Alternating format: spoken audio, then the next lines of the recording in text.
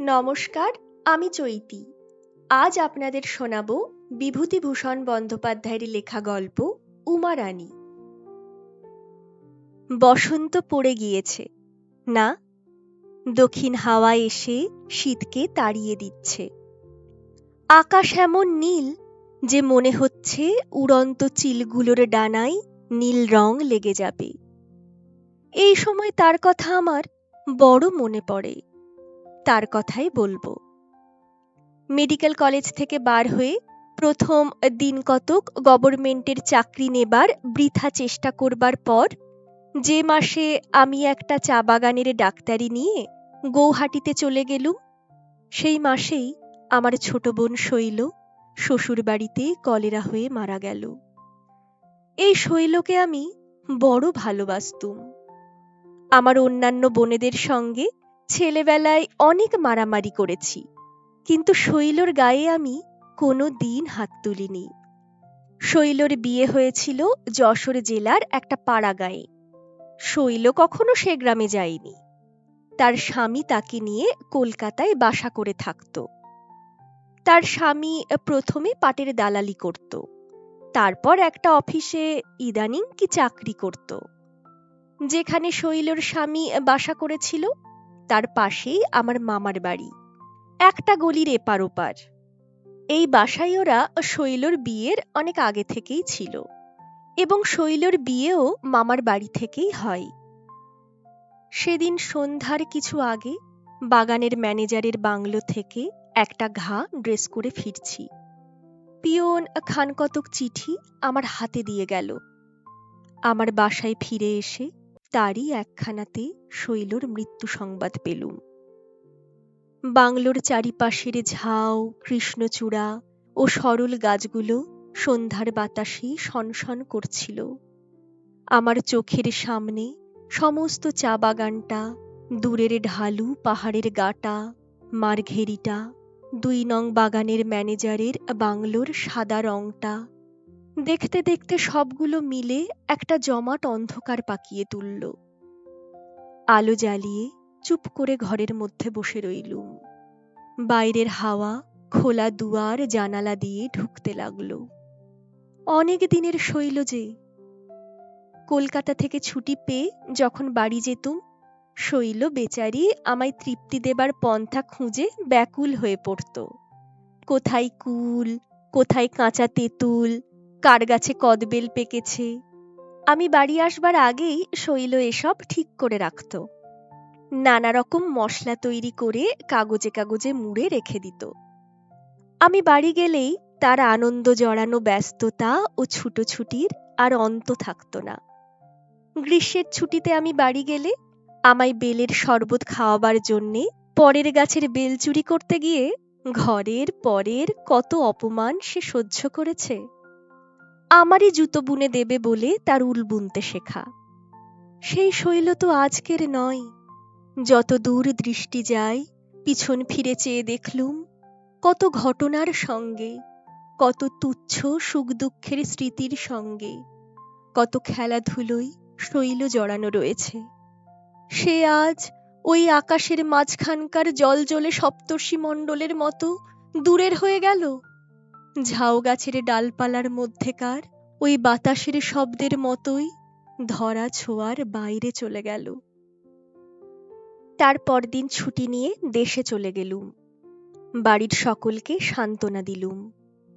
দেখলুম আমার ভগ্নিপতি বেচারা বড় আঘাত পেয়েছে। শৈলর বিয়ে হয়েছিল এই মোটে ৩ বৎসর। এই সময়ের মধ্যেই সে বেচারা শৈলকে বড় ভালোবেসে ফেলেছিল। তাকে অনেক বোঝাবার চেষ্টা করলুম। শৈল প্রথম বুনতে শিখেই আমার ভগ্নিপতির জন্য গলাবন্ধ বুনছিল। সেটা আত্মৈরী অবস্থায় পড়ে আছে। ভগ্নিপতি সেইটে আমার কাছে দেখাতে নিয়ে এলো। সেইটে দেখে আমার মনের মধ্যে কেমন একটি হিংসে হলো। আমার জুতো বুনে দেবার জন্য উল বুনতে শিখে শেষে কিনা নিজের স্বামীর গলাবন্ধ আগে বুনতে যাওয়া। তবু তো সে আজ নেই। পরে আবার গৌহাটি ফিরে গিয়ে যথারীতি চাকরি করতে লাগলুম। দেশ থেকে এসে আমার ভগ্নিপতির সঙ্গে প্রথম প্রথম খুব পত্র লেখালেখি ছিল, তারপর তা আস্তে আস্তে বন্ধ হয়ে গেল। তার আর বিশেষ কোনো সংবাদ রাখতুম না, তবে মাঝে মাঝে মামার বাড়ির পত্রে জানতে পারতুম সে অনেকের অনুরোধ সত্ত্বেও পুনরায় বিবাহ করতে রাজি নয়। বিবাহ সে আর নাকি করবে না। এই রকম করে বিদেশে অনেক দিন কেটে গেল। দেশে যাবার বিশেষ কোনো টান না থাকাতে দেশে বড়জোর যেতুম না। আমার মা বাবা অনেক দিন মারা গিয়েছিলেন। বোনগুলির সব বিয়ে হয়ে গিয়েছিল। আমি নিজেও তখন অবিবাহিত। কাজেই আমার পক্ষে দেশ বিদেশ দুই সমান ছিল। চা বাগানের কাজের কোনো বৈচিত্র্য ছিল না। সকালবেলায় ডাক্তারখানায় বসে নীরস একঘেয়েভাবে কুলিদের হাত দেখা, কলের পুতুলের মতো ঔষধ লিখে দেওয়া। রোগ তাদের যেন বড় একঘেয়ে রকমের। সাদা জ্বর, হিল ডায়েরিয়া, বড়জোর কালা জ্বর, কালে ভদ্রে এক আধটা টাইফয়েড বা শক্ত রকমের নিউমোনিয়া। যখন হাতে কাজকর্ম বিশেষ থাকতো না তখন পড়তুম। না হয় আমার একটা খেয়াল আছে অপটিক্সের বা আলোকতত্ত্বের চর্চা করা, তাই করতুম। বাংলোর একটা ঘর এই উদ্দেশ্যে আধার ঘর বা ডার্ক রুমে পরিণত করে নিয়েছিলুম। কলকাতা থেকে প্রতি মাসে অনেক ভালো ভালো লেন্স ও অপটিক্সের সব বই আনাতুম। বছর তিনেক এইভাবে কেটে গেল। এই সময় মামার বাড়ির পত্রে জানলুম আমার ভগ্নিপতি আবার বিবাহ করেছে। সকলের স্বনির্বদ্ধ অনুরোধ আর পীড়াপিড়ির হাত সে নাকি আর এড়াতে পারলে না। এতে মনে মনে আমি তাকে কোনো দোষ দিতে পারলুম না। শৈলর প্রতি তার ভালোবাসা অকৃত্রিমই, তারই বলে সে এতদিন জুঝল তো। সেবার বৈশাখ মাসের প্রথমে দেশে গিয়ে মামার বাড়ি উঠলুম। আমার এমন কতকগুলো কথা অপটিক সম্বন্ধে মনে এসেছিল যা একজন বিশেষজ্ঞের নিকট বলা নিতান্ত আবশ্যক ছিল। আমার এক বন্ধু সেবার বিলাত থেকে এসে প্রেসিডেন্সি কলেজে বস্তুবিজ্ঞানের অধ্যাপক নিযুক্ত হয়েছিল। তার সঙ্গে সেসব বিষয়ের কথাবার্তা কইবার জন্যই আমার একরকম কলকাতায় আসা। তার ওখানে যাতায়াত আরম্ভ করলুম। সেও খুব উৎসাহ দিল। আমি অপটিক্স নিয়ে একেবারে মেতে উঠলুম। এই অবস্থায় একদিন সন্ধ্যাবেলা বারান্দায় বসে পড়ছি। হঠাৎ আমার চোখ পড়ে গেল সামনের বাড়ির জানালাটাই। সেইটাই আমার ভগ্নিপতির বাসা। দেখলুম কে একটি অপরিচিতা মেয়ে ঘরের মধ্যে কি কাজ করছে। আমার দিক থেকে শুধু তার সুপুষ্ট হাত দুটি দেখা যাচ্ছিল, আর মনে হচ্ছিল তার পিঠের দিকটা খুব চওড়া। একটু পরেই সেই ঘরের ভিতরে ঢুকলো আমার ভগ্নিপতির বোন টুনি। টুনির বিয়ে হয়ে গিয়েছে, বোধহয় সম্প্রতি শ্বশুরবাড়ি থেকে এসেছে। আমি গৌহাটি থেকে এসে পর্যন্ত ওদের বাড়ি যাইনি। টুনিকে ডেকে জিজ্ঞাসা করলুম, টুনি, ওই মেয়েটি কি নতুন বউ? হ্যাঁ দাদা। দেখি একবার। টুনি মেয়েটিকে ডেকে কি বললে, তাকে জানালার কাছে নিয়ে এসে তার ঘোমটা খুলে দিলে। ভালো দেখা গেল না। গলির এপারে আমাদের মামার বাড়িটা উঠে গলির ওপারের বাড়ির ঘরগুলোকে প্রায় অপটিক চর্চার ডার্ক রুম করে তুলেছিল। দিন মানেও তার মধ্যে আলো যায় না। ভালো দেখতে না পেয়ে বললুম, হ্যাঁ রে, কিছুই তো দেখতে পেলুম না। টুনি হেসে উঠল, বললে, আপনি ওখান থেকে যে দেখতে পাবেন না তা আমি জানি, তার উপর তো আবার চশমা নিয়েছেন। তারপর কি ভেবে টুনি একটু গম্ভীর হলো, বললে, আপনি এসে পর্যন্ত তো এবারই একবারও আসেননি দাদা, আজ দুপুরবেলায় একবার আসবেন। দুপুরবেলায় ওদের বাড়ি গেলুম। বাড়ি ঢুকতেই মনে হলো 4-5 বছর আগে ভাইফোঁটা নিতে শৈলের নিমন্ত্রণে এ বাড়ি এসেছিলুম, তারপর আর এ বাড়ি আসিনি। দালান পার হয়ে ঘরে যেতে বাড়ির মেয়েরা সব আমায় ঘিরে দাঁড়ালেন। তাদের সঙ্গে কথাবার্তা শেষ হয়ে গেলে টুনি বললে, দাদা, বউ দেখবেন আসুন। ঘরের মধ্যে গেলুম। টুনি নতুন বউয়ের ঘোমটা খুলে দিলে। ওর সামনে ঘোমটা দিতে হবে না বৌদি, উনি তোমার দাদা। মেয়েটি আধ ঘোমটা অবস্থায় গলায় আঁচল দিয়ে আমার পায়ের কাছে প্রণাম করলে। দিব্যি মেয়েটি তো, রং খুব গৌরবর্ণ, ভারী সুন্দর মুখখানির গড়ন, একরাশ কোঁকড়া কোঁকড়া ঠাস বুনানি, কালো চুল মাথা ভর্তি, বেশ মোটা সোটা গড়ন। বয়স বোধ হয় 14-15 হবে। টুনির মা বললেন, মেয়েটির বাপ পশ্চিমে চাকরি করেন, সেখানেই বরাবর থাকেন। ওই এক মেয়ে, অন্য ছেলে পিলে কিছু নেই। তাদের সঙ্গে কি জানাশোনা ছিল, তাই এখানেই সম্বন্ধ ঠিক করে বিয়ে দিয়েছেন। মেয়েটি প্রণাম করে উঠে দাঁড়ালে আমি তার হাত ধরে তাকে কাছে নিয়ে এলুম। বাঁ হাতে তার ঘোমটা আর একটু খুলে দিয়ে বললুম, আমার কাছে লজ্জা করো না খুকি, আমি যে তোমার দাদা। তোমার নামটি কি? তার চোখের অসংকোচ দৃষ্টি দেখে বুঝলুম মেয়েটি সেই মুহূর্তেই আমার বোন হয়ে পড়েছে। সে খুব মৃদু স্বরে উত্তরে দিল, উমা রানী। আমি বললুম, আচ্ছা, আমরা আর কতক্ষণ দাঁড়িয়ে থাকব? এসো উমা রানী, এই চৌকিটায় বসে তোমার সঙ্গে একটু কথা কই। আমি চৌকিতে তাকে কাছে নিয়ে বসালুম। খানিকক্ষণ তার সঙ্গে এ কথা সে কথা নানা কথা কইলুম। জিজ্ঞাসা করলুম, বাড়ি ছেড়ে এসে বড় মন কেমন করছে না? উমারানী একটু হেসে চুপ করে রইল। আমি বললুম, তোমার বাবা থাকেন কোথায়? মাও। আমি মাওয়ের নাম কখনো শুনিনি। জিজ্ঞাসা করলুম, মাও সে কোনখানে বলো দেখি? সেন্ট্রাল ইন্ডিয়ায়। তোমার বাবা সেখানে কি কাজ করেন? কমিশারিয়েটে চাকরি করেন। তোমার আর কোনো ভাই বোন নেই না? না, আমার পর আমার আর এক বোন হয়, সে আতুরেই মারা যায়, তারপর আর হয়নি। বাড়ি ছেড়ে অনেক দূর এসেছে, ভাবলুম হয়তো বাপ মায়ের কথা বলতে মেয়েটির মনে কষ্ট হচ্ছে। কথার গতি ফিরিয়ে দেবার জন্য জিজ্ঞাসা করলুম, তুমি লেখাপড়া জানো উমারানী? আমি সেখানে মেয়েদের স্কুলে পড়তাম, বাংলা পড়া হতো না বলে বাবা ছাড়িয়ে নেন, তারপর বাড়িতে বাবার কাছে পড়তাম। বাংলা বই বেশ পড়তে পারো? পারি। আমি উমারানীর কথাবার্তা কইবার ভাবে ভারী আনন্দিত হলাম। এমন সুন্দর শান্তভাবে সে কথাগুলি বলছিল মাটির দিকে চোখ দুটি রেখে, যে আমার বড় ভালো লাগলো। আমি তার মাথায় একটা আদরের ঝাঁকুনি দিয়ে বললাম, বেশ বেশ, ভারী লক্ষ্মী মেয়ে। আচ্ছা, অন্য আর এক সময়ে আসবো, এখন আসি। দাঁড়িয়ে উঠেছি, উমারানী আবার সেই গলার আঁচল দিয়ে আমার পায়ের কাছে প্রণাম করলে। আমি তাকে বললুম, খুব শান্ত হয়ে থেকো কিন্তু উমারানী, কোনো দুষ্টুমি যেন করো না, তাহলে দাদার কাছে, বুঝলে তো? উমারানী হেসে ঘাড় নিচু করে রইল। এর 5-6 মাস পরে পুজোর সময় আবার মামার বাড়ি এলুম।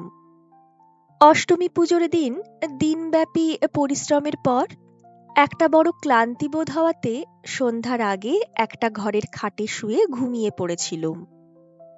আমার মামার বাড়ি পুজো হতো। সমস্ত দিন নিমন্ত্রিতদের অভ্যর্থনা করা, পরিবেশন করা প্রভৃতি নানা কাজে বড় খাটতে হয়েছিল। অনেক রাত্রে উঠে খেতে গেলুম।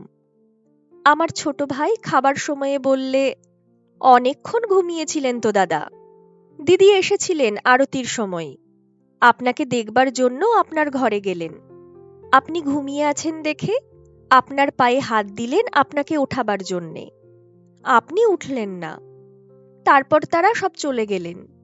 তিনি নাকি পরশু বাপের বাড়ি চলে যাবেন, আপনি অবশ্যই একবার ও বাড়ি যাবেন কাল। আপনার সঙ্গে দেখা না হওয়ায় দিদি বড় দুঃখ করে গিয়েছেন। আমি ঘুমের ঘোরে কথাটা তলিয়ে না বুঝে বললুম, দিদি মানে? ও বাড়ির উমারানী? হ্যাঁ, দিদি টুনিদি এরা সব আরতির সময় এসেছিলেন কি না? উমারানীর কথা আমার খুব মনে ছিল। তার সেই ভক্তি, নম্র ও মধুর ব্যবহারটুকু আমার বড় ভালো লেগেছিল, তাই তাকে ভুলিনি। এবার চা বাগানে গিয়ে মেয়েটির কথা অনেকবার ভেবেছি। তার পরদিন সকালে উঠে কাজকর্মের পাশ কাটিয়ে এক ফাঁকে ওদের বাড়ি গেলুম। বাইরে কাউকেও না দেখতে পেয়ে একেবারে ওদের রান্নাঘরের মধ্যে চলে গেলুম। টুনির মা বললেন, এসো বাবা, তা এতদিন এসেছো, এ বাড়ি কি একবারও আসতে নেই? আমি সময়োচিত কি একটা কৈফিয়ত দিলুম। উমারানী মাছ কুটছিল। আমি যেতেই তাড়াতাড়ি রান্নাঘর থেকে বেরিয়ে বাইরে চলে গেল। একটু পরেই হাত ধুয়ে এসে আমার পায়ের কাছে প্রণাম করলে। টুনির মা বললেন, বৌমা, সতীশকে দালানে নিয়ে গিয়ে বসাওগে, এখানেই ধোয়ার মধ্যে। দালানে যেতেই টুনি কোথায় ছিল, এসে বলে উঠল, এ কি দাদা যে! কি ভাগ্যি! বৌদি দাদা দাদা বলে মরে, ফি দিন আমায় জিজ্ঞাসা করে, দাদা পুজোর ছুটিতে বাড়ি আসবেন তো? দাদার দায় পড়ে গিয়েছে খোঁজ করতে। 4-5 দিন এসেছেন, এ বাড়ির চৌকাঠ মারালে কি চণ্ডী অশুদ্ধ হয়ে যায় শুনি? উমারানীর কোঁকড়া চুলে ভরা মাথাটিতে হাত বুলিয়ে দিতে দিতে বললুম, হ্যাঁ রে রানী, দাদার কথা তাহলে ভুলিসনি। টুনির কথায় মেয়েটির খুব লজ্জা হয়েছিল। সে মুখ নিচু করে আমার কাপড়ের কোণ হাতে নিয়ে চুপ করে নাড়তে লাগল। আমি দালানে একটা খাটের ওপর বসেছিলুম। উমারানী নিচে আমার পায়ের কাছটিতে বসেছিল। আমি জিজ্ঞাসা করলুম, শচীশ বলছিল দিদি চলে যাবে সোমবারের দিন, সে কথা কি ঠিক? উমারানী নতমুখেই উত্তর দিল, বাবা চিঠি দিয়েছিলেন, একাদশীর দিন নিয়ে যাবেন, কিন্তু আজও তো এলেন না। ওর গলার সুরটা যেন একটু কেঁপে গেল। ওর বিরহী বালিকার হৃদয়টি মা বাপের জন্য তৃষিত হয়ে উঠেছে বুঝে সান্ত্বনার সুরে বললুম, আসবেন, আজ তো মোটে নবমী। আচ্ছা, কলকাতা কেমন লাগলো রানী? উমারানী উত্তরে দিল, বেশ ভালো। আমি তার নত মুখখানির দিকে চেয়ে বললুম, তা নয় রে রানী, ভালো কখনোই লাগেনি। দাদার খাতিরে ভালো বললে চলবে না। কোথায় পশ্চিমে রমণ জল হাওয়া, আর এই ধুলো ধোঁয়া, ভালো লাগতেই পারে না। উমারানী একটুখানি হেসে চুপ করে রইল। জিজ্ঞাসা করলুম, পশ্চিমে পুজো হয় রে রানী? সে বললে, ঠিক এ দেশের মতো হয় না, হিন্দুস্থানিরা কি একটা করে, সেও অনেকটা এই রকমের। আর সেখানে এ সময় রামলীলার খুব ধুম হয়। আমি উঠে আসবার সময় উমারানী আবার একবার আমার কাছে নত হয়ে প্রণাম করল। আমি বললুম, রানী, আমি যতবার আসবো যাব ততবারই কি আমায় একটা করে প্রণাম করতে হবে? উমারানী বোধহয় এই প্রথমবার আমার দিকে চোখ তুলে তাকিয়ে বলল, কাল বিকেলে আসবেন দাদা? এর আগে উমারানী কখনো আমায় দাদা বলে ডাকেনি। আমি ওর দাদা ডাক শুনে বড় আনন্দ পেলুম। বললুম, কাল তো বিজয়া দশমী, আসবো বই কি। তার পরদিন বিজয়া দশমী। সন্ধ্যার পর ওদের বাড়ি গেলুম। সকলকে প্রণাম করলুম। টুনি এসে বললে, আপনি দালানের পাশের ঘরে যান দাদা, ওখানে বৌদি আছেন।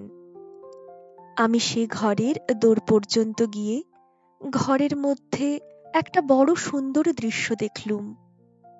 তাতে ঘরের মধ্যে যাওয়া বন্ধ করে আমায় দোরের কাছে দাঁড়িয়ে থাকতে হলো।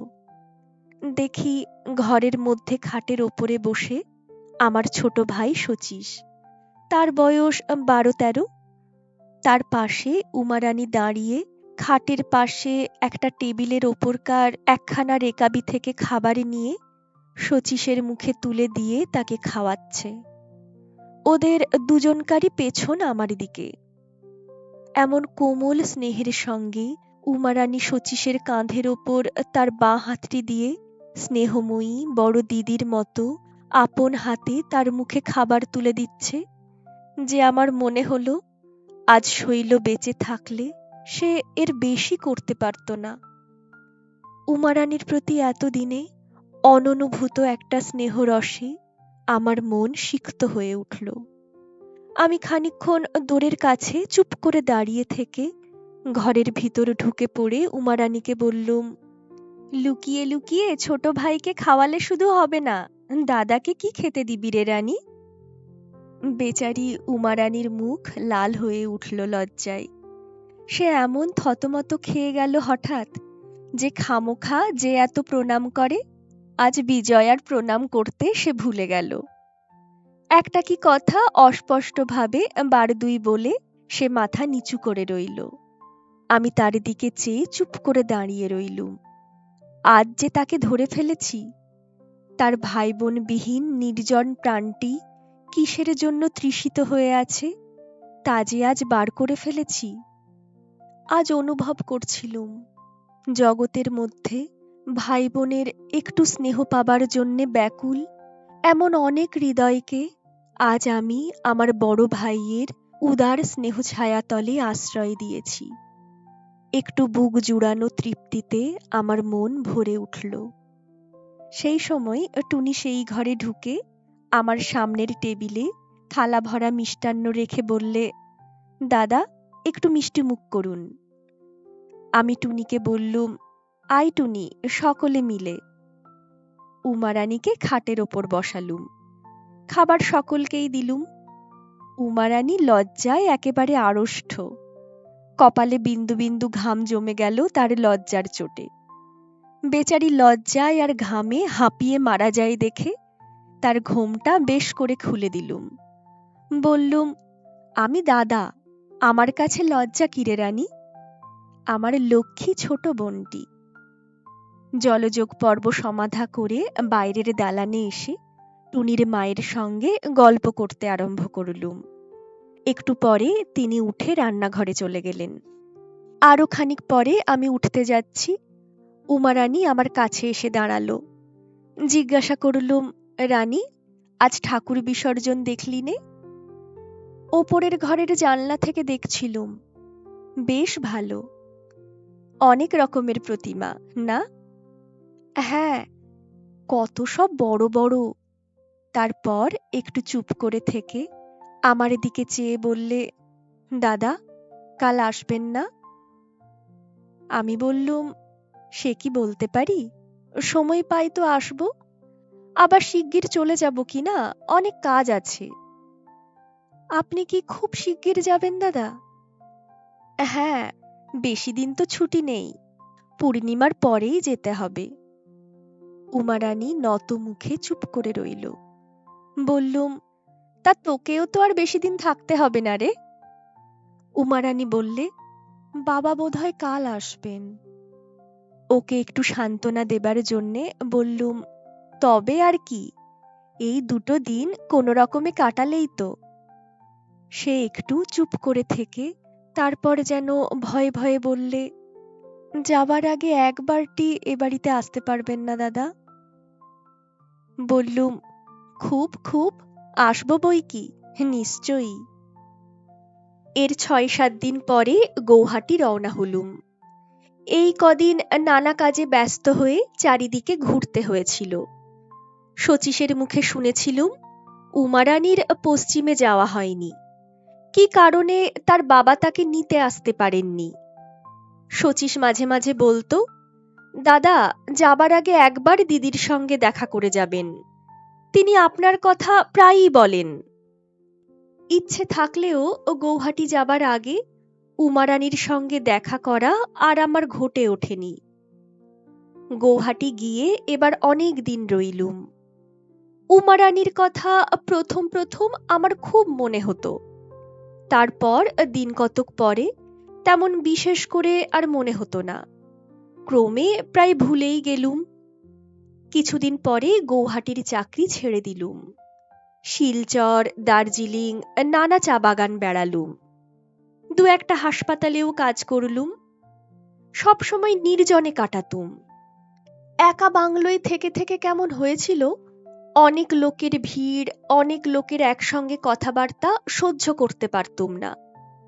এখানে সন্ধ্যায় পাহাড়ের দেওয়ালের গায়ে কুমকুম ছড়ানো সূর্যাস্ত, চা ঝোপের চারিপাশ ঘেরা গোধূলির অন্ধকার, গভীর রাত্রির একটা স্তব্ধ গম্ভীর ভাব, আর সরল গাছের ডালপালার মধ্যে বাতাসের বিচিত্র সুর, ওই আমার কাছে বড় প্রিয়, বড় স্বস্তিকর বলে মনে হতো। এই রকম প্রায় ৭-৮ বছর পরে আবার কলকাতায় গেলুম। ভাবলুম কলকাতাতেই প্র্যাকটিস আরম্ভ করব। মামার বাড়ি গিয়ে উঠলুম। শুনলুম সামনের বাড়িটায় আমার ভগ্নিপতিরা আর থাকে না, তারা বছর ৫-৬ হলো দেশে চলে গিয়েছে। কয়েক মাস কলকাতায় কাটল। প্র্যাকটিস যে খুব জমে উঠেছিল এমন নয়, বা অদূর ভবিষ্যতেও যে খুব জমে উঠবে এরকম মনে করবার কোনো কারণও দেখতে পাচ্ছিলুম না। এমন অবস্থায় একদিন সকালে মামার বাড়ির ওপরের ঘরে বসে পড়ছি, এমন সময় কে ঘরে ঢুকলো। চেয়ে দেখে প্রথমটা যেন চিনতে পারলুম না, তারপর চিনলুম। টুনি। অনেক দিন তাকে দেখিনি। তার চেহারা খুব বদলে গিয়েছে। আমি তাকে হঠাৎ দেখে আশ্চর্যও হলুম, তেমনি খুব আনন্দিতও হলুম। টুনি বললে সে তার স্বামীর সঙ্গে আজ ৫-৬ দিন হলো কলকাতায় এসেছে। সিমলেতে তাদের কোন আত্মীয়ের বাড়িতে এসে আছে।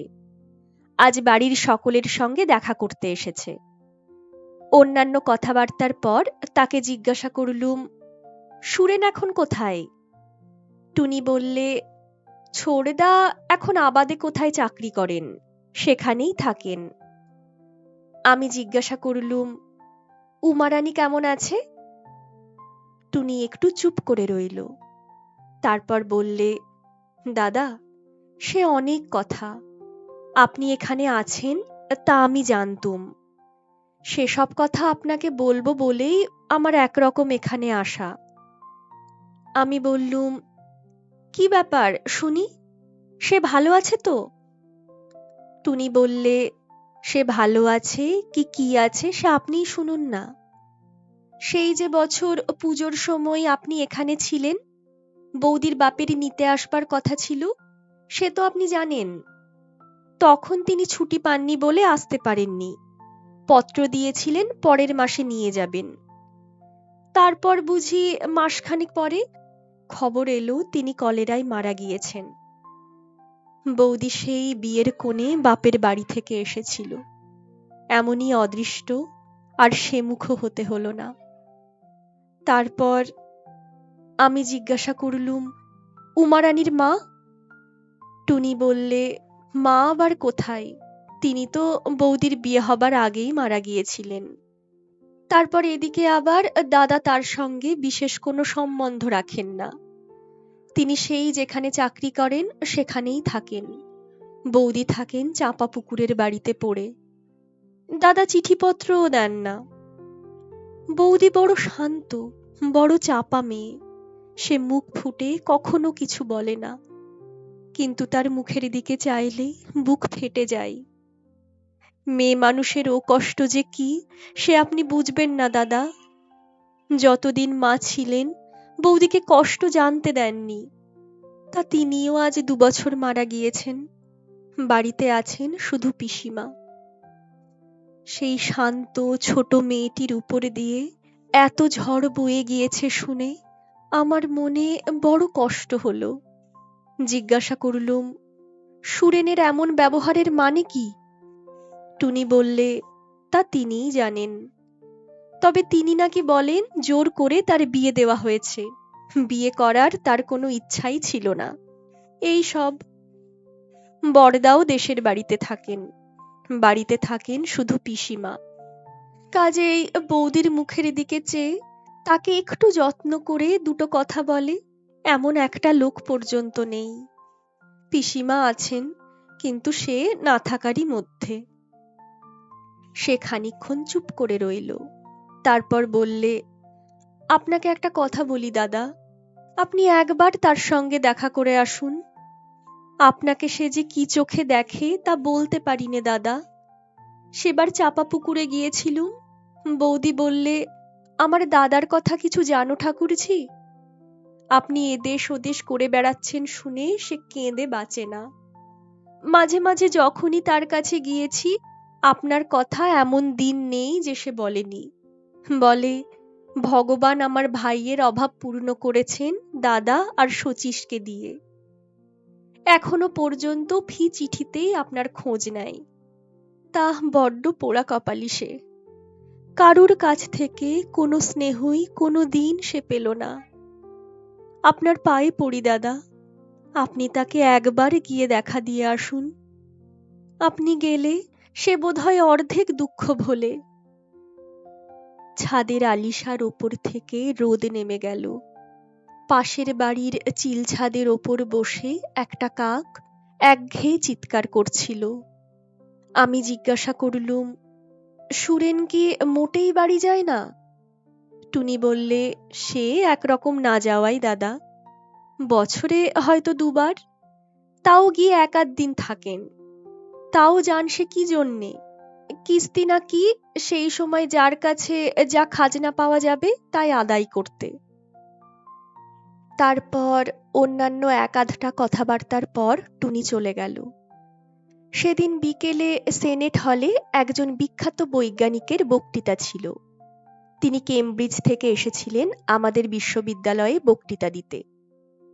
বক্তৃতার বিষয়টি ছিল যেমনই চিত্তাকর্ষক, বক্তৃতার অর্থাংশ ও বক্তার যুক্তি প্রণালী ছিল তেমনই দুর্বোধ্য।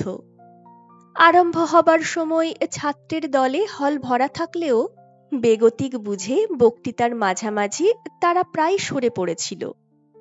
কেবল জনকতক নিতান্ত নাছোড়বান্দা রকমের ছাত্র তখনও হলের বিভিন্ন অংশে ইতস্তত বিক্ষিপ্ত অবস্থায় বসেছিল। বক্তা খ্যাতনামা অধ্যাপক, রয়্যাল সোসাইটির ফেলো। তার ব্যাখ্যার মৌলিকতার মোহে সকলেই তার বক্তৃতায় অত্যন্ত আকৃষ্ট হয়ে পড়েছিল।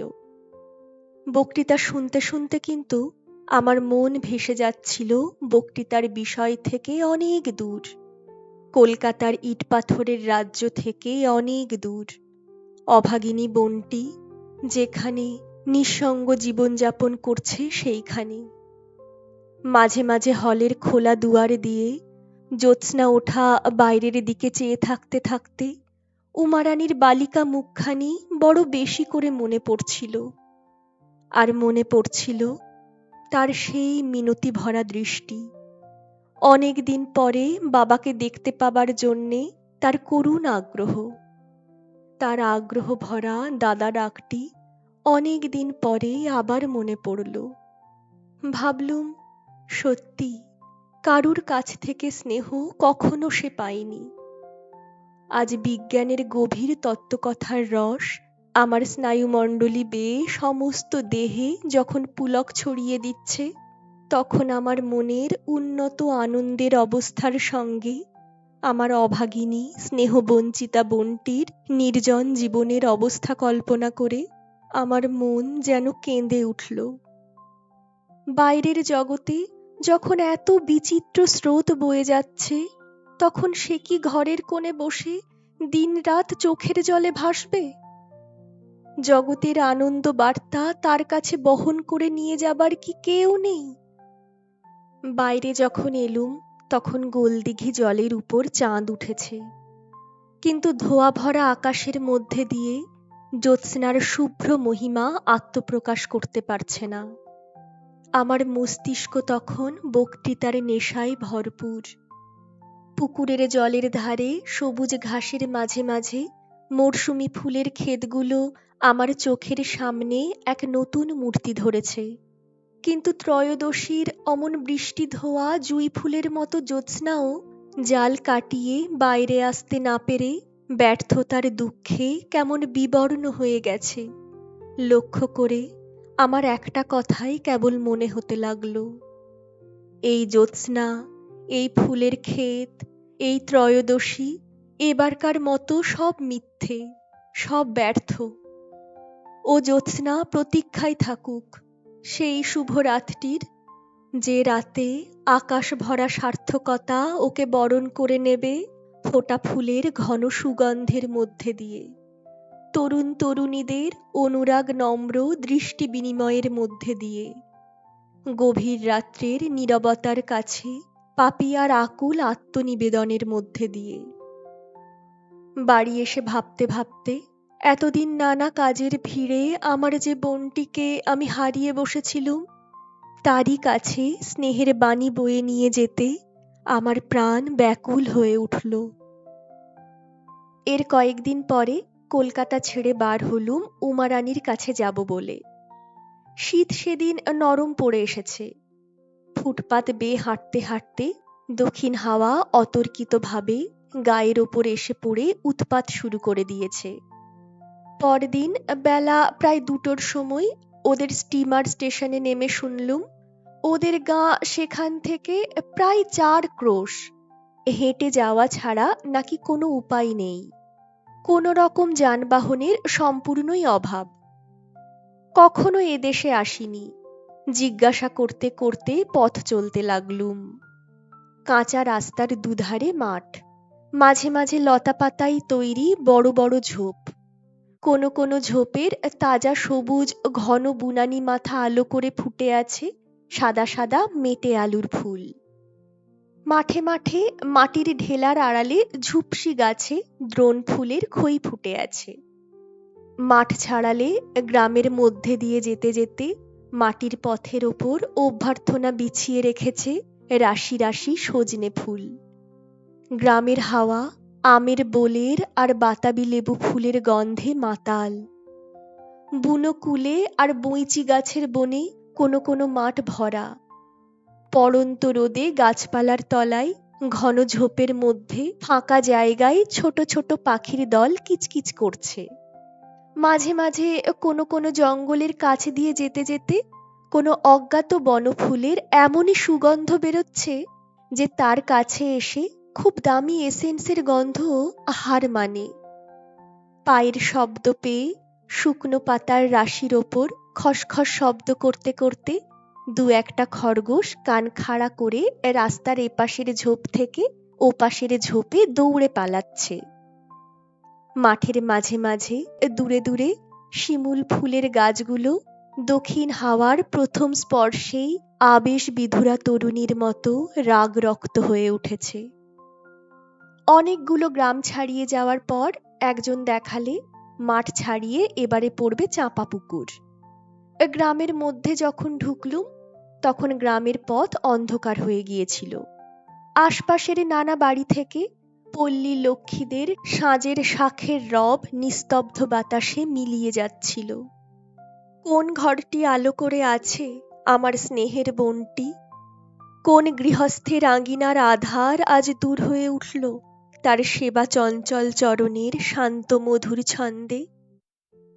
রাস্তার মধ্যে এক জায়গায় কতগুলো ছেলেকে দেখতে পেয়ে তাদের কাছে গিয়ে জিজ্ঞাসা করতে তাদের মধ্যে একজন বললে, আসুন, সে বাড়ি আপনাকে পৌঁছে দিচ্ছি। খানিক রাস্তা এগিয়ে গিয়ে সে পাশের একটা সরু পথ বেয়ে চলল। তারপর একটা বড় পুরানো বাড়ির সামনে গিয়ে বললে, এই তাদের বাড়ি, আপনি একটু দাঁড়ান, আমি বাড়ির মধ্যে বলি। একটু পরে একজন বৃদ্ধাকে সঙ্গে নিয়ে সে বাড়ির মধ্যে থেকে বার হয়ে এলো। বৃদ্ধাকে বললে, ইনি কলকাতা থেকে আসছেন জ্যাঠাইমা, আপনাদের বাড়ি কোথায় জিজ্ঞাসা করাতে আমি ও পাড়া থেকে নিয়ে আসছি। বৃদ্ধা আমার দিকে একটু এগিয়ে এসে আমায় ভালো করে দেখে জিজ্ঞাসা করলেন, তোমায় তো চিনতে পারছি না বাবা, কোন জায়গা থেকে তুমি আসছো? আমি আমার নাম বললুম। পরিচয় দিতেও উদ্যত হলুম। বৃদ্ধা বলে উঠলেন যে আমায় আর পরিচয় দিতে হবে না। আমার আসা যাওয়া নেই বলে তিনি কখনো আমায় দেখেননি, তাই চিনতে পারছিলেন না। আমি বাইরে এসে দাঁড়িয়ে আছি, এতে তিনি খুব দুঃখিত হলেন। আমি কেন একেবারে বাড়ির মধ্যে গেলুম না, আমি তো ঘরের ছেলের বাড়া, আমার আবার বাইরে দাঁড়িয়ে ডাকাডাকি কি, ইত্যাদি। তার সঙ্গে বাড়ির মধ্যে ঢুকলুম। কেবল মনে হতে লাগলো 8 বছর, আজ 8 বছর পরে। কি জানি উমারানী কেমন আছে, সে কেমন দেখতে হয়েছে। আজ সম্পূর্ণ অপ্রত্যাশিতভাবে আমায় দেখে সে যে আনন্দ পাবে সে আনন্দের পরিমাণ আমি একটু একটু বুঝছি। আমার বুকের তারে তার প্রতিধ্বনি গিয়ে বাজছে। আজ এখনই তার স্নেহমধুর ক্ষুদ্র হৃদয়টির সংস্পর্শে আসব। তার কালো চুলে ভরা মাথাটিতে হাত বুলিয়ে আদর করতে পারব। তার মিষ্টি দাদা ডাকটি শুনব। এ কথা ভেবে আনন্দে আমার মনের পাত্র ছাপিয়ে পড়ছিল। দেখলুম এদের অবস্থা একসময় ভালো ছিল। খুব বড় বাড়ি। এখন সব দিকেই ভাঙা ঘরদোর, দেওয়াল ফেটে বড় বড় অশ্বত্থ চারা উঠেছে। বাইরের উঠান পার হয়ে ভেতর বাড়ির উঠানের দরজায় পা দিয়েই বৃদ্ধা বলে উঠলেন, ও বৌমা, বার হয়ে দেখো কে এসেছে। কে পিসিমা? বলে প্রদীপ হাতে ওদিকের একটা ঘর থেকে বার হয়ে এলো। অস্পষ্ট আলোয় দেখলুম তার মুখখানি আধ ঘোমটা দেওয়া। ঘোমটার পাশ দিয়ে চুলগুলো অসংযতভাবে কানের পাশ দিয়ে কাঁধের ওপর পড়েছে। পরনে আধ ময়লা শাড়ি। চেহারা রোগা রোগা, একহারা। এই সেই উমারানী? তাকে দেখে প্রথমেই আমার মনে হলো সে আগের চেয়ে অনেক রোগা হয়ে গেছে, আর মাথায়ও অনেকটা বেড়ে গিয়েছে। কয়েক সেকেন্ড উমারানী আমায় চিনতে পারলে না। তারপরই যেন হাঁপিয়ে বলে উঠল, দাদা। অন্য কোনো কথা তার মুখ দিয়ে বেরুলো না। প্রদীপটা কোনো রকমে নামিয়ে রেখে সে এসে আমার পায়ের ওপর উপুড় হয়ে পড়ল। আমি তাকে ওঠালুম।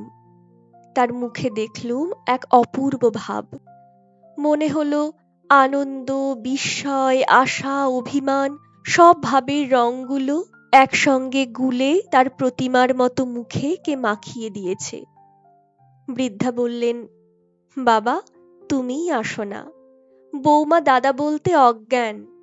কত দুঃখ করে, বলে কলকাতায় থাকলে মাঝে মাঝে দাদার দেখা পেতাম। এ তেপান্তরের পুর তিনি আসবেন কেমন করে? বৌমা, সতীশকে আগে হাত মুখ ধোবার জল টল দাও, বাছা একটু ঠান্ডা হোক, যে পথ। হাত মুখ ধোবার পর উমারানী একটা ঘরের মধ্যে আমায় নিয়ে গেল। আমি যে এখানে এ অবস্থায় হঠাৎ আসব তা যেন সম্ভাবনার সীমার সম্পূর্ণ বাইরের জিনিস, অন্তত তার কাছে। তাই বেচারার মুখ দিয়ে কথা বার হচ্ছিল না। তার আবেগকে স্বাভাবিক গতি লাভের সুযোগ দেবার জন্যে আমিও কোনো কথা বলছিলুম না। একটুখানি দুজনে চুপ করে থাকার পর উমারানী বললেন, দাদা, এতদিন পর বুঝি মনে পড়ল?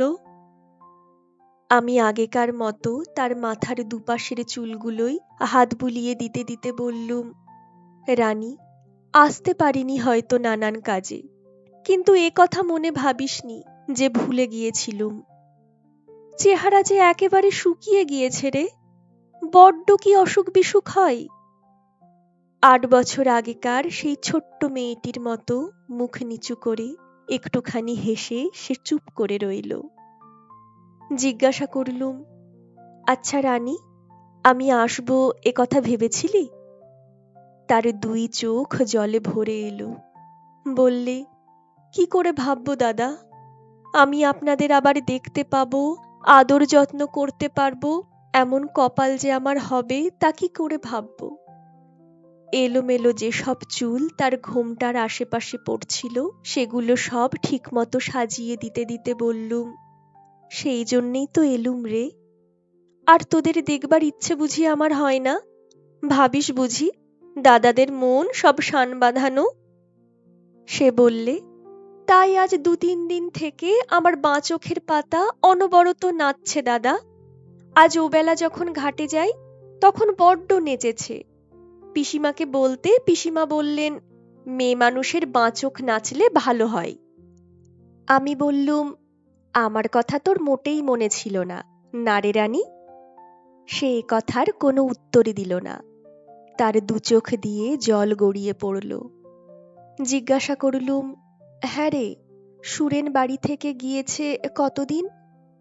সে নত মুখে উত্তর দিল, প্রায় 8 মাস। বললুম, চিঠিপত্র দেয়? উত্তরে সে ঘাড় নেড়ে জানালে, হ্যাঁ। তার মুখের ভাবে বুঝলুম যে তার বড় ব্যথার স্থানে আমি ঘা দিয়েছি। দুঃখিনী বোনটির এলোমেলো চুলে ঘেরা মুখখানির দিকে তাকিয়ে স্নেহে আমার মন গলে গেল। রুমাল বের করে তার চোখের জল মুছিয়ে দিলুম।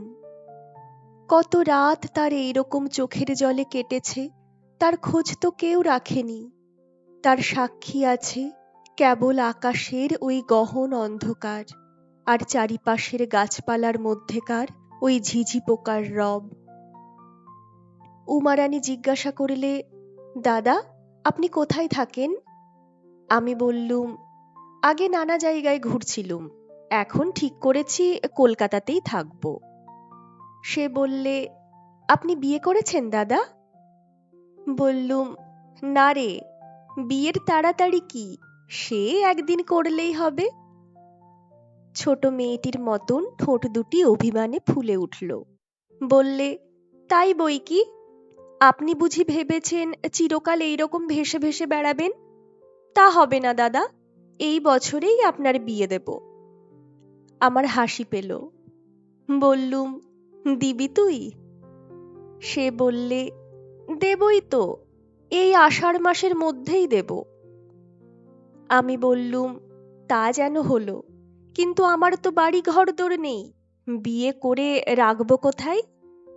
সে বললে, কেন দাদা, রাখবার জায়গার বুঝি ভাবনা? আমি বউকে এখানে রাখবো, দুজনে মিলে বেশ ঘর সংসার করব। আমি একটু গম্ভীরভাবে বললুম, তাহলে পাজিখানা আবার যে ফেলে এলুম রানী, সামনের মাসের দিন টিন যদি থাকে। উমারানী বললে, পাঁজি তো ওপরের ঘরে রয়েছে দাদা, আপনি এখন খাওয়া দাওয়া করুন, কাল সকালে দেখলেই হবে। কি বলতে যাচ্ছিলুম, উমারানী বলে উঠল, আপনাকে খাওয়ানোর বন্দোবস্ত করি গে, কাল থেকে পেটে ভাত যায়নি, আপনার মুখ একেবারে শুকিয়ে গিয়েছে দাদা। তার পরদিন ভোরে উঠে দেখি উমারানী সেই ভোরে নাইতে যাবার উদ্যোগ করছে। শীত সেদিন সকালে একটু বেশি পড়েছে। উমারানীর শরীরের দিকে চেয়ে দেখি তার শরীরে আর কিছু নেই। রাত্রে ভালো টের পাইনি। 8 বছর আগেকার সেই স্বাস্থ্যশ্রী সম্পন্না মেয়েটির সঙ্গে বর্তমানের এই নিতান্ত রোগা মেয়েটির তুলনা করে আমার বুকের মধ্যে কেমন করে উঠল। তাকে জিজ্ঞাসা করলুম, এত সকালে নাইতে যাবার কি দরকার রে রানী? সে বললে, একটু সকাল সকাল না নিয়ে এলে কখন রান্না চড়াবো দাদা? কাল রাত্রে তো আপনার খাওয়াই হয়নি একরকম। আমি বললুম, তা হোক, আমাকে যে 8টার মধ্যেই খেতে হবে তার কোনো মানে নেই, এত সকালে নাইতে যেতে হবে না তোর। উমারানী ঘড়া নামিয়ে রাখল। পিসিমা বললেন, তোমার কথা তাই শুনলে বাবা, নইলে ও কি তেমন পাগলি মেয়ে নাকি? দ্বাদশীর দিনে মাঘ মাসের ভোরে নাইতে যাবে, শোনে না। বলি, বৌমা, তোমার শরীর ভালো নয়, এত সকালে জলে নেমো না, শোনে না। বলে, পিসিমা, কাল গিয়েছে আপনার একাদশী, একটু সকাল সকাল কাজ না সেরে নিলে আপনাকে দুটো খেতে দেব কখন? সেদিন দুপুরে ওদের ওপরের ঘরে শুয়ে শুয়ে কি বই পড়ছিলুম। উমারানী এসে চুপ করে দোরের কাছে দাঁড়িয়ে রইল। বললুম, কে রানী, আয় না ভেতরে। আমি উঠে বসলুম। সে দেওয়ালে ঠেস দিয়ে দাঁড়িয়ে রইল। দেখলুম তার শরীর আগেকার চেয়ে খুব রোগা হয়ে গিয়েছে, কিন্তু তার মুখখানি প্রতিমার মতোই টলটল করছে। বয়স যদিও 22-23 হলো, তার মুখ এখনো 13 বছরের মেয়েটির মতোই কচি। কথা আরম্ভ করবার ভূমিকা স্বরূপ বললুম, আজ বড় শীত পড়েছে না? উমারানী বললে, হ্যাঁ দাদা, আমি ভাবলুম আপনি বুঝি ঘুমিয়ে পড়েছেন। আপনি দিন মানে ঘুমোন না বুঝি?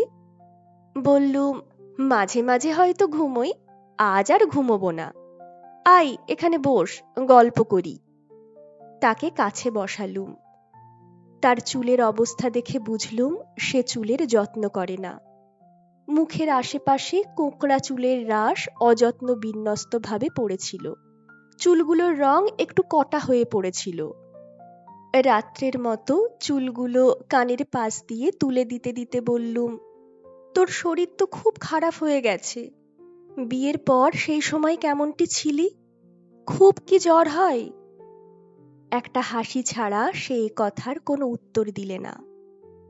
আমি বললুম, না, এ কথা ভালো না রানী। আমি গিয়ে একটা ওষুধ পাঠিয়ে দেব, সেইটে নিয়ম মতো খেতে হবে, না হলে এ যে মহা কষ্ট। একটু পরে সে বললে, তাহলে সত্যি দাদা, আমি কিন্তু বিয়ের চেষ্টা করব, বলুন। আমি তার কথায় মনে বড় কৌতুক অনুভব করলুম। এই অবোধ মেয়েটা জানে না যে সে এমনই একটা প্রস্তাব উত্থাপন করে বসেছে যাকে কার্যে পরিণত করা তার ক্ষুদ্র শক্তির বাইরে। বললুম, বকিস নে রানী। খানিকক্ষণ হয়ে গেল সে আর কথা কয় না দেখে পেছন ফিরে দেখি ছেলে মানুষে হঠাৎ ধমক খেলে যেমন ভরসাহারা চোখে তাকাই, তার চোখে তেমন দৃষ্টি। মনে হলো একটু ভুল করেছি। উমারানী সেই ধরনের মেয়ে যারা নিজেকে জোর করে কখনো প্রচার করতে পারে না, পরের ইচ্ছার সঙ্গে ইচ্ছা মিলিয়ে দিয়ে স্রোতের জলের শ্যাওলার মতো যারা জীবন কাটিয়ে দিতেই অভ্যস্ত। স্নেহ সুখে সে আবোল তাবোল বকছিল। এর সঙ্গে অত্যন্ত সতর্ক হয়ে ব্যবহার করতে হবে। বাতাস লজ্জাবতী লতার সঙ্গে যতটা সতর্ক হয়ে চলে তার চেয়েও। কথাটা যতটা পারি সামলে নেবার জন্য বললুম, তোর যদি সত্যি সত্যি বিয়ে দেবার ইচ্ছা থাকতো তাহলে তুই পাঁজিখানা আনতিস। দিন কোন মাসে আছে না আছে সেগুলো সব দেখতে হবে তো, না শুধু শুধু তোর কেবল বকুনি। উমারানীর মুখ উজ্জ্বল হয়ে উঠল। চোখের সে ভয় ভয় দৃষ্টিটা কেটে গেল। আমার কথার মধ্যে সে আমার বকুনির একটা কারণ খুঁজে পেল। বোধহয় বিয়ে করবার জন্যে নিতান্ত উৎসুক দাদাটির ওপর তার একটু কৃপাও হলো। সে বললে, পাঁজি আপনাকে দিয়ে আজ দেখিয়ে নেব সে তো ভেবেই রেখেছি দাদা। আপনি বসুন, আমি ও ঘর থেকে পাঁজিখানা নিয়ে আসি। দালানের ওপাশে একটা ঘর ছিল। উমারানী সেই ঘরটার মধ্যে উঠে গেল। সেই সময় পিসিমা নিচ থেকে ডাক দিলেন, বৌমা নেমে এসো, বেলা যে গেল, চালগুলো আবার কুটতে হবে তো। উমারানী ঘরটার বার হয়ে এসে আমার হাতে পাঁজিখানা দিয়ে বললে, আপনি দেখে রাখুন দাদা, আমায় বলবেন এখন, আমি এক্ষুনি আসছি। সে নিচে নেমে গেল। তখন বেলা একটু পড়ে এসেছে। নিচের বাগানের সদ্য ফোটা বাতাবি লেবু ফুলের গন্ধে ঘরের বাতাস ভুরভুর করছে। বাগানের পথের পাশের সজনে গাছগুলো ফুলে ভর্তি। পড়ন্ত রোদ ঝিরঝিরে বাতাসে পেয়ারা গাছের সাদা ডালগুলো বুটি কাটা রাংতার সাজে মুড়ে দিয়েছে। উমারানী কাজে গিয়েছে, এখন আর আসবে না ভেবে মাঠের দিকে বেড়াতে যাবার ইচ্ছে হলো। উঠতে গিয়ে লক্ষ্য করলুম খাটের পাশে একটা কাঠের হাত বাক্স রয়েছে। সেটা অনেক কালের, রং ওঠা, তাতে চাবির কলটাও নেই। সেই কাঠের বাক্সটার ডালা খুললুম। দেখি তার মধ্যে কতকগুলো টাটকা তোলা লেবু ফুল, কতগুলো গাঁদা ফুল, আর কতগুলো আধ শুকনো ঘেটু ফুল। ফুলগুলোর তলায় একটা আধ ময়লা ন্যাকড়ায় যত্ন করে জড়ানো কি জিনিস। ন্যাকড়ায় এমন কি জিনিস যার সঙ্গে এতগুলো ফুলের কার্যকারণ সম্পর্ক? এই নির্ণয় করতে কৌতূহলবশত ন্যাকড়ার ভাঁজ খুলে ফেলে দেখলুম তার মধ্যে খানকতক খামের চিঠি। চিঠিগুলোর ওপর উমারানীর নাম ঠিকানা লেখা। হাতের লেখা ভগ্নিপতি সুরেনের। তার পোস্ট অফিসের মোহর দেখে বুঝলুম চিঠিগুলো ৫-৬ বছরের পুরনো, একখানা কেবল ১ বছর আগের লেখা। কৃপণের ধনের মতো উমারানী যার চিঠিগুলো এমন সযত্নে রক্ষা করছে, গহন যুথিবনে যার স্মৃতির নীরব আরতি এমনি দিনের পর দিন প্রতি সকাল সাঁঝে চলছে, কেমন সে অভাগা দেবতা, যে এ উপাসনা মন্দিরের ধূপ গন্ধকে এড়িয়ে চিরদিন বাইরে বাইরেই ফিরতে লাগলো। মাঠ থেকে বেরিয়ে যখন আসি তখন সন্ধ্যা হয়ে গিয়েছে। ওদের রান্নাঘরে আলো জ্বলছে। আমার পায়ের শব্দ শুনে উমারানী বললে, দাদা এলেন? আমি উত্তর দেবার পূর্বেই সে হাসি মুখে রান্নাঘর থেকে বার হয়ে এলো। বললে, দাদা বুঝি আমাদের দেশে বেরিয়ে বেড়াচ্ছেন? কোন দিক বেরিয়ে এলেন? নদীর ধারে বুঝি? তারপর সে বললে, দাদা আপনি রান্নাঘরে বসবেন, আমি আপনার জন্যে পিঁড়ি পেতে রেখেছি। পিসিমা বললেন, বৌমার যত অনাছিষ্টি, এখানে বাছাকে ধোঁয়ার মধ্যে বসিয়ে রাখা। আমি বললুম, আমার কোনো কষ্ট হবে না, এখানেই বসি পিসিমা। রান্নাঘরের মধ্যে গিয়ে বসলুম। উমারানী খাবার তৈরি করে রেখেছিল, আমায় খেতে দিল। তারপর কাজ করতে বসে গেল। দেখলুম সে অনেকগুলো চালের গুঁড়ো, ময়দা ইত্যাদি উপকরণ নিয়ে খুব উৎসাহের সঙ্গে পিঠে তৈরি শুরু করেছে। পিসিমা খুবই বৃদ্ধা, তিনি কাজকর্ম বিশেষ কিছু করতে পারেন না। খাটতে সবটাই হচ্ছিল উমারানীর। রোগা মেয়েটির অবস্থা দেখে বড় কষ্ট হলো। ভাবলুম, কেন অনর্থক পিঠে করতে বসে মিথ্যে কষ্ট পাওয়া। সেবার আনন্দে উমারানী যা করতে বসেছে তার বিরুদ্ধে কোনো কথা বললুম না অবশ্য। জিজ্ঞাসা করলুম, রানী আমায় পিঠে গড়তে শিখিয়ে দিবি? উমারানীর বড় লজ্জা হলো। মুখটি নিচু করে সে বললে, দাদা আমরা বেঁচে থাকতে পিঠে খাওয়ার ইচ্ছে হলে আপনাকে কি পিঠে গড়ে নিতে হবে যে আপনি পিঠে করতে শিখবেন? পিসিমা বললেন, না, তোমার দাদা পিঠে খাবার ইচ্ছে হলে এই 7 লঙ্কা পাড়ি দিয়ে এসে তোমার এখানে খেয়ে যাবেন। উমারানী চুপ করে রইল। আমি বললুম, তা কেন পিসিমা? ও তার আর এক উপায় বার করেছে, শোনেননি বুঝি? পিসিমা বললেন, কি বাবা? আমি বললুম, ও এই আষাঢ় মাসের মধ্যেই ওর দাদার বিয়ে দেবে। পিসিমা বললেন, তা বৌমা তো ঠিক কথাই বলেছে বাবা, এত বড়টি হয়েছ, আর কি বিয়ে না করা ভালো দেখায়? সংসারী হতে হবে তো। উমারানী বলে উঠল, ভালো কথা দাদা, দিন তখন তো আর দেখা হলো না পাঁজিতে, আমি আর ওপরে যেতে পারলুম না। অবেশি করে বলবেন খাওয়ার পর রাত্রে। আমি বললুম, বলবো রে, বলবো। এতদিন তো মনে ছিল না তোর, এখন সামনে পেয়ে বুঝি দাদার ওপর ভারী মায়া? পিসিমা বললেন, ও তোমার তেমন পাগলি বোন নয় বাবা, সে কথা বুঝি বৌমা বলেনি তোমায়? আজ 3-4 বছর হলো ওরা যখন প্রথম কলকাতা থেকে এখানে আসে, তখন বৌমা একজোড়া পশমের জুতো বুনে রেখেছে তোমার জন্যে। বলে, দাদা দুঃখ করেছেন যে আমার বোন আমার জুতো বুনে দেবার জন্যে উল বোনা শিখে প্রথম কিনা জুতো বুনলো তার স্বামীর, তা আমি এবার দাদাকে পশমের জুতো পরাবো। তারপর ওদের আর কলকাতা যাওয়া হলো না, সুরেনের অন্য জায়গায় চাকরি হলো। তুমি আর কখনো এদিকে আসোনি, কাল তুমি আসতেই বৌমার যে আহ্লাদ, আমায় বললে, পিসিমা আমার স্বাদ এইবার পুরোলো, এতদিন পরে দাদাকে পশমের জুতো পরাতে পারবো। উমারানীর চোখ দুটি লজ্জায় নিচু হয়ে রইল। প্রদীপের আলোয় উজ্জ্বল তার মুখখানি কিশোরীর মুখের মতন এমন লাবণ্য মাখা, অথচ কচি মনে হচ্ছিল, যে বোধ হলো নোলক পড়লে তাকে এখনো বেশ মানায়। তারপরে নানা কথায় আর খাওয়া শেষ হতে অনেক রাত হয়ে গেল। সেদিন অনেক রাত্রে যখন ওপরের ঘরে শুতে গেলুম, তখন চাঁদ উঠেছে। গভীর রাতের মৌন শান্তি সেদিন বড় করুণ হয়ে বাজল আমার মনে। আজ অনেকক্ষণ উমারানীর নিকট বসে থেকে একটা জিনিস বেশ বুঝতে পেরেছি, উমারানীর থাইসিস হয়েছে। মৃত্যু ওর শান্ত ললাটে তার তিলক পরিয়ে ওকে বরণ করে রেখেছে। শিগগির ওকে বেরিয়ে পড়তে হবে অনন্তের পথের তীর্থযাত্রায়। উমারানী 1 গ্লাস জল দিতে আমার ঘরে ঢুকল। জল নামিয়ে রেখে বলল, কই দাদা সে পাঁজিখানা? তার মুখখানির দিকে চেয়ে বড় মন কেমন করে উঠল। বললুম, রানী, এদিকে আয়। এ কথা আমার মনে উঠল না যে উমারানী আমার আপন বোন নয়, বা আমাদের দুজনেরই বয়স কম।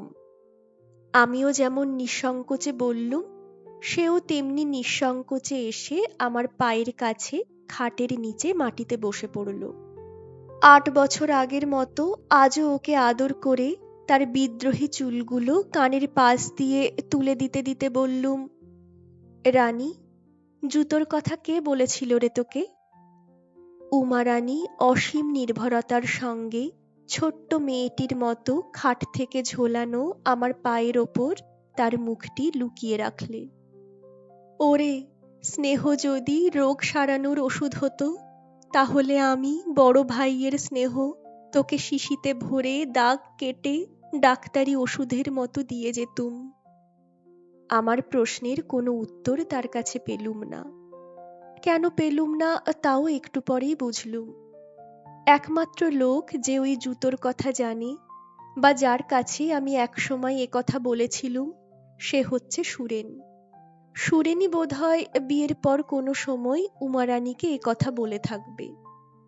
বড় ভাইয়ের কাছে ছোট বোনটি তো আর সে কথা বলতে পারে না। বললুম, রানী, একটা কথা জিজ্ঞাসা করি। টুনি বলছিল, মানে সুরেন কি ঠিক চিঠিপত্র দেয়, বাড়ি টাড়ি আসে? উমারানী বড্ড জড়সড় হয়ে গেল। আমার কথার কোনো উত্তর দিল না, মুখও তুলে নিলে না। আগের মতো আমার পায়ের ওপর মুখটি লুকিয়ে চুপ করে রইল। অনেকক্ষণ কেটে গেল। তারপর বুঝলুম সে কাঁদছে। তাকে সান্ত্বনা কি বলে দেব ঠিক বুঝতে পারলুম না। শুধু তার মাথার চুলগুলোর ওপর পরম স্নেহে হাত বুলিয়ে দিতে লাগলুম। বেশি দিন না রে সোনার বোনটি, বেশি দিন না, তোর মেয়াদ ফুরিয়ে এসেছে। ব্যর্থ নারী হৃদয়ের রুদ্ধ আবেগ পরম নির্ভরতার সঙ্গে তার দাদার বুকে নিঃশেষে ঢেলে দিয়ে যখন সে নিচে শুতে নেমে গেল, চাঁদের আলোর তলায় ঘুমন্ত বাতাস সজনে ফুলের মিষ্টি গন্ধে তখন স্বপ্ন দেখছে। এর 2-3 দিন পরে তাদের ওখান থেকে চলে আসবার জন্যে প্রস্তুত হলাম। এর আগেই চলে আসতুম। কলকাতায় অনেক কাজ ছিল আমার, কিন্তু উমারানীর করুণ মিনতি এড়াতে না পেরে কিছু দেরি হয়ে গেল। কাপড় পরে তৈরি হয়েছি। উমারানী কাঁদো কাঁদো মুখে নিকটে এসে দাঁড়ালো। আমায় বললে, আবার কবে আসবেন দাদা? বললুম, আসবো রে, আবার পুজোর সময় আসবো। সে বললে, সে যে অনেক দিন। না দাদা, আপনি আষাঢ় মাসে রথের সময় আসবেন। আমাদের এখানে রথের বড় জাঁকজমক হয় দাদা, আর আমি কিন্তু আপনার বিয়ে দেবই এই বছরে। লক্ষ্মী দাদামণি, আপনার পায়ে পড়ি, আপনি অমত করবেন না। তারপর সে সেই পশমের জুতো জোড়া বের করে আমার সামনে মাটিতে রাখলে। বললে, আমি আন্দাজে বুনেছি, আপনি পায়ে দিয়ে দেখুন দেখি দাদা, হবে খন বোধ হয়। জুতো জোড়াটা পায়ে ঠিক হয়েছে দেখে উমারানী বড় খুশি হলো। তার সমস্ত মুখখানা সার্থকতার আনন্দে উজ্জ্বল হয়ে উঠল। তারপর সে আবার বললে, দাদা, আমি আপনার গরিব বোন, কখনো আসেন না এখানে। যদি বা এলেন, না পারলুম ভালো করে খাওয়াতে দাওয়াতে, না পারলুম আদর যত্ন করতে, এসে শুধু কষ্টই পেলেন। কি করব, আমার যেমন কপাল। অনেক দিন আগের মতো সেই রকম গলায় আঁচল দিয়ে সে আমায় প্রণাম করলে। তার চোখের জল আমার পায়ের ওপর টপ টপ করে পড়তে লাগলো। আমি তাকে উঠিয়ে তার মাথায় হাত বুলিয়ে দিতে দিতে বললুম, রানী, তুই আমার মায়ের পেটের বনি। এ কথা ভুলে যাস নে কখনো, যে তোর বড় ভাই এখনো বেঁচে আছে। যখন চলে আসি তখন সে তাদের বাইরের বাড়ির দোর ধরে দাঁড়িয়ে রইল। আস্তে আস্তে পেছন ফিরে দেখলুম সে কাতর চোখে এক দৃষ্টে চেয়ে আছে। যখন পথের বাঁক ফিরেছি তখনও তাকে দেখা যাচ্ছিল। বেলা শেষের হলদে রোদ সুপারি গাছের সারির ফাঁক দিয়ে তার রুক্ষ কোঁকড়া চুলে ঘেরা বিষণ্ণ মুখখানির ওপর গিয়ে পড়েছিল। বছরখানেক পরে আমি আবার চাকরি নিয়ে গেলুম ময়ূরভঞ্জ রাজস্টেটে। সেখানে থাকতে সুরেনের এক পত্রে জানলুম উমারানী মারা গিয়েছে। যাবেই তা জানতুম। সেবার যখন তার কাছ থেকে চলে আসি তখনই বুঝে এসেছিলুম এই তার সঙ্গে শেষ দেখা। সুরেনকে এসে পত্র লিখেছিলুম উমারানীর অবস্থা সব খুলে, কোনো একটা ভালো জায়গায় তাকে কিছুদিন নিয়ে যেতে। সুরেন লিখেছিল জমিদারের কাজ আদায়পত্র হাতে, পুজোর সময় বরং দেখবে, এখন যাবার কোনো উপায় নেই ইত্যাদি। উমারানী মারা গেল সেই ভাদ্র মাসে। তারপর আরো বছরখানেক কেটে গেল। সেবার কিছুদিন ছুটি নিয়ে কলকাতায় এসে দেখলুম ওদের সেই বাড়িতে ওরা আবার বাস করছে। আমি এসেছি শুনে টুনি দেখা করতে এলো। খানিক এ কথা সে কথার পর টুনি কাগজে মোড়া একটা কি আমার হাতে দিল। খুলে দেখি মেয়েদের মাথায় দেবার কতগুলো রূপোর কাঁটা। টুনি বললে, বৌদি যে ভাদ্র মাসে মারা যায়, আমি সেই শ্রাবণ মাসে চাঁপাপুকুর গিয়েছিলুম। বৌদি আপনার কত গল্প করলে, বললে মায়ের পেটের ভাই যে কি জিনিস ঠাকুরজি তা আমি দাদাকে দিয়ে বুঝেছি। আমার বড় ইচ্ছে আমি দাদার বিয়ে দিয়ে তাকে সংসারী করে দেব। দাদা আমার ভেসে ভেসে বেড়ান, কেউ একটু যত্ন করবার নেই, ওতে আমার বড় কষ্ট হয়। ওই রূপোর কাঁটাগুলো সে গড়িয়েছিল আপনার বিয়ে হলে আপনার বউকে দেবার জন্যে। সে আষাঢ় মাসে ওগুলো গড়িয়েছিল। আমি গেলে আমায় দেখিয়ে বললে, ইচ্ছে ছিল সোনার চিরুনি দিয়ে দাদার বউয়ের মুখ দেখব, কিন্তু এত পয়সা কোথায় পাবো? এই বছরেই দাদার বিয়ে না দিলে নয়, বিয়ে হোক তারপর চেষ্টা করে গড়িয়ে দেব। কাঁটা ওর বাক্সে তোলা ছিল। তারপর ভাদ্র মাসে বৌদি মারা গেল। আমি তার বাক্স থেকে কাঁটাগুলো বের করে এনেছিলাম আপনাকে দেব বলে। কোথায় পয়সা পাবে? সারা বছর জমিয়ে যা করেছিল তাতেই ওইগুলো গড়িয়েছিল। দাদা তো এক পয়সাও তার হাতে দিতেন না। সংসার খরচ বলে যা দিতেন তাতে সংসার চলাই ভার। তা তো আপনি একবার গিয়ে দেখেই এসেছিলেন। আমি জিজ্ঞাসা করলুম, তাহলে তার হাতে পয়সা জমলো কোথা থেকে? টুনি বললে, বৌদি বাজারের খাবার বড় ভালোবাসতো। ওরা পশ্চিমে থাকতো, সেখানে ওসব বোধহয় তেমন মেলে না। সেই জন্য ওই বাজারের কচুরি নিমকির ওপর তার কেমন ছেলে মানুষের মতো একটা লোভ ছিল। বৌদি করতো কি, নারকেল পাতা চেঁচে ঝাঁটার কাঠি করে রাখত, লোকে পয়সা দিয়ে তা কিনে নিয়ে যেত। এই রকম করে যে পয়সা পেত তাই দিয়ে গোপালনগরের হাট থেকে পাড়ার ছেলেপিলেদের দিয়ে খাবার আনাতো, নিজে খেত তাদেরই দিত। আপনি সেবার চলে যাবার পর থেকে সেই পয়সায় আর খাবার না খেয়ে তাই জমিয়ে ওই রূপোর কাঁটাগুলো গড়িয়েছিল। আমি বললুম, সে মারা গেল কোন সময়ে? টুনি বললে, শেষ রাত্রে, প্রায় রাত 4টের সময়। রাত্রে বৌদির ভয়ানক জ্বর হলো, সেই জ্বরে একেবারে বেহুশ হয়ে গেল। তার পরদিন বিকালবেলা আমি ওর বিছানার পাশে বসে আছি, দেখি বৌদি বালিশের এপাশ ওপাশ হাত রাখছে, কি যেন খুঁজছে। আমি বললুম, বৌদি লক্ষ্মীটি ওরকম করছো কেন? তখন তার ভালো জ্ঞান নেই, যেন আচ্ছন্ন মতো। বললে, আমার চিঠিগুলো কোথায় গেল, আমার সেই চিঠিগুলো? বলে আবার বিছানা হাতড়াতে লাগলো। দাদা বিয়ের পর প্রথম প্রথম যেসব চিঠি তাকে লিখেছিলেন সে সেগুলো যত্ন করে ওর বাক্সে তুলে রেখেছিল। আমি তা জানতুম। আমি সেগুলো বাক্স থেকে বের করে নিয়ে এসে তার আঁচলে বেঁধে দিলুম, তখন থামে। তারপর সেই রাত্রেই সে মারা গেল। যখন তাকে বার করে নিয়ে গেল তখনও তার আঁচলে সেই চিঠিগুলো বাঁধা। আমি জিজ্ঞাসা করলুম, সুরেন সে সময় ছিল না? টুনি বললে, ছোড়দাকে টেলিগ্রাম করা হয়েছিল। তিনি যখন এসে পৌঁছুলেন তখন বৌদিকে দাহ করা হয়ে গিয়েছে। অনেক বছর হয়ে গিয়েছে। এখনো শীতের অবসানে যখন আবার বাতাবি লেবুর ফুল ফোটে, সজনে তলায় ফুল কুড়োবার ধুম পড়ে যায়, পাড়া গাঁয়ের বনঝোপ ঘেটু ফুলে আলো করে রাখে, ফাগুন দুপুরের আবেশ বিভোর রোদ আকাশে বাতাসে থরথর করে কাঁপতে থাকে, তখন আপন মনে ভাবতে ভাবতে কার কথা যেন মনে পড়ে যায়। মনে হয় কে যেন অনেক দূর থেকে এলোমেলো চুলে ঘেরা কাতর মুখে এক দৃষ্টে চেয়ে আছে। তখন মন বড় কেমন করে ওঠে, হঠাৎ যেন চোখে জল এসে পড়ে। আপনারা শুনছিলেন বিভূতিভূষণ বন্দ্যোপাধ্যায়ের লেখা গল্প উমা রানী। কেমন লাগলো কমেন্ট করে জানাবেন। গল্প ভালো লাগলে ভিডিওটি লাইক করে নেবেন এবং বন্ধুদের সঙ্গে শেয়ার করে নেবেন। আর অবশ্যই আমার চ্যানেলটি সাবস্ক্রাইব করে নেবেন।